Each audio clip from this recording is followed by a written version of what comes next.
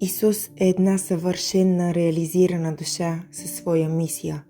Христос е Божият дух, който дава хляба на Словото.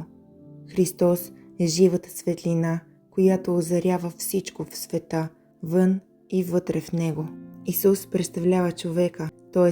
божествената душа, онова състояние, когато ние сме готови да изпълним волята Божия по форма, по съдържание и по смисъл, и сме готови за всички жертви. Когото обичат, само него посрещат в този свят. И еврейският народ е имал любов към Исус, а първосвещениците, като видели, че народът отива да посреща Исуса, те се възпротивяват и замислят зло срещу него. Духовенството, което претендира, че служи на Бога, че са ръкоположени, че са Божии избранници, те гонят и всякога са гонили тези, които идат и са истинските пратеници на Бога. Затова те не са истинските Божии избранници и свещеници. Христос дойде на земята не само да учи хората, но и да ги освободи от веригите на робството, от всички криви възгледи и разбирания за живота. Христос знаеше да лекува, мъртви възкресява, грешни спасява, болни изцелява, на слепите дава знание. Които чакат Господа, тяхната сила ще се възобнови. Никога няма да се посрамят уповаващите на Него. Злото е сянка на доброто, подобно на предателството на Юда към Христос. Важно е обаче причината, която го е заставила да го предаде. Причината за това предателство е много по-дълбока. Когато си обясним истинската причина, ние няма да съдим никого. Благодарете на този Юда, който изпълни тази незавидна роля на предателство. Ако Христос не беше разпнат на кръста, нямаше да дойде и спасението на човечеството. Христос е приготвен за това, което има да стане, и излиза направо срещу съдбата си. Той носеше на кръста 4 неща, които и ние трябва да научим, като турим добродетелта на главата, която не беше прикована, от лявата страна знанието, от дясната силата, а отдолу при краката богатството, и ние ще имаме тогава разпнатия човек. Тоест, като приковем богатството, силата, знанието, техните сокове ще възлязат към главата, към добродетелта. Когато Господ иска да направи човека добър, приковава го на кръста, заковава неговите богатства, сила, знания. А що значи заковаване? Турят го в касата, да не го вземе някой, да не разполага никой с него, защото Господ ще разполага. Той казва, когато аз работя, ти ще бъдеш спокоен. И понеже човек не иска да стои спокоен, Господ казва, заковете го, за да бъде спокоен, а аз да работя. А когато ни приковат на този кръст, не бива да плачем, защото Господ работи тогава за нас.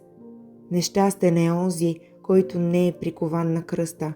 Който иска да се занимава с него Господ, трябва да мине през този процес на развитие. Ние трябва да претърпим страданията, които ни идват, и да извлечем поука от тях. Исус със своите земни страдания искаше да ни даде пример, че трябва да се подчиняваме на този божествен процес. На едно място казва: «Нима аз нямам власт да поискам Отец мой да изпрати 1000 ангели да ме избавят. Но ако не изпълня това, за което съм дошъл, как ще се повдигнат човеците?» Пък и сам той искаше да се издигне. Вие сте на земята, един ден и за вас ще дойдат бури, мъчнотии и може би същата участ, но когато дойде този час, ни най-малко не трябва да го считате за нещастие, защото там, където няма страдание, няма и забогатяване. Там, дето има скърби, има и радости, дето има смърт, има и възкресение. И Христос, този велик човек, Син Божий, също беше поставен на изпитания от същества, които искаха да го спънат.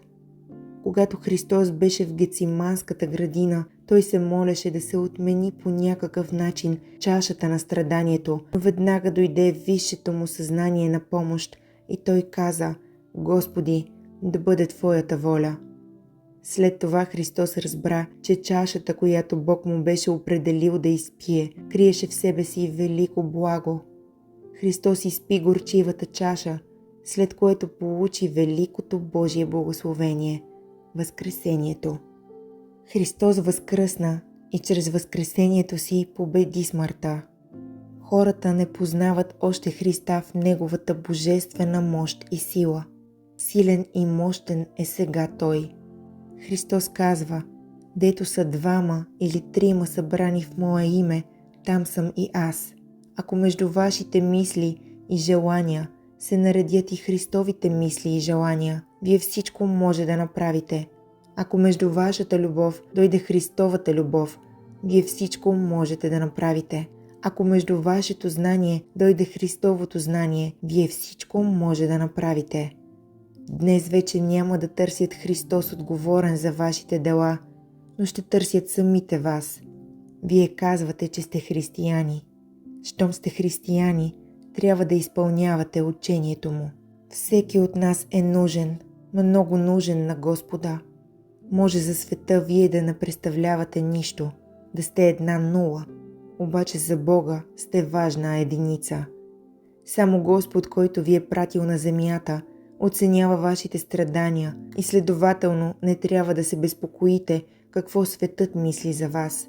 Онзи, който ви е пратил, той мисли за вас и ви оценява.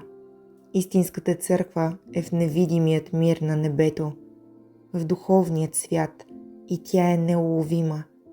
Църквата – това е общение на хората, които живеят по любов и по мъдрост, които не се лъжат, а живеят братски. Това е разбирал Христос, когато е говорил за Царството Божие. Да пребъде Божият мир и да изгрее Божията радост и Божието веселие в нашите сърца.